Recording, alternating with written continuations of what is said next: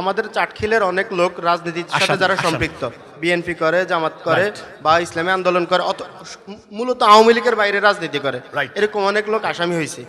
এই বিষয়ে আপনাদের ক্লিয়ার বক্তব্য কি? আক্রান্ত হয়েছি আমরা, বাড়িঘর ক্ষতিগ্রস্ত হয়েছে আমাদের, লোক মার্ডার হয়েছে আমাদের, আমরা কিন্তু বিচার পাইনি। একই মামলায় আমাদেরকেও আসামি করা হয়েছে। 1 নম্বর আসামি জামাতের হানিফুল্লাহ, ওনাকেও আসামি করা হয়েছে। 2 নম্বর থেকে আমাদেরকে করা হয়েছে। পরবর্তীতে সোনাইমুড়িতে বসে, নোয়াখালী এসপি অফিসে বসে, কোথায় বাংলা বাজার, কোথায় চাটখিল, কোথায় বজরা, কোথায় সেনবাগ, কোথায় বিএনপির আহ্বায়ক কমিটি, পুরো কমিটি ধরে আসামি দিয়ে দেওয়া হয়েছে। 650 থেকে 700 লোককে আসামি করা হয়েছে, আমরা সহ, সাফারার আমরা। আমি মনে করি এই মামলাটিতে বিগত আওয়ামী লীগ সরকার রাজনৈতিক স্বার্থে ব্যবহার করেছে। এটা অন্যায় হয়েছে, আমরা ন্যায় বিচার থেকে বঞ্চিত হয়েছি। পরবর্তীতে বিএনপি ক্ষমতায় এসে 4টা বাদীর মামলা, তার ভাইকে হত্যা করেছে, তিনিও বাদী।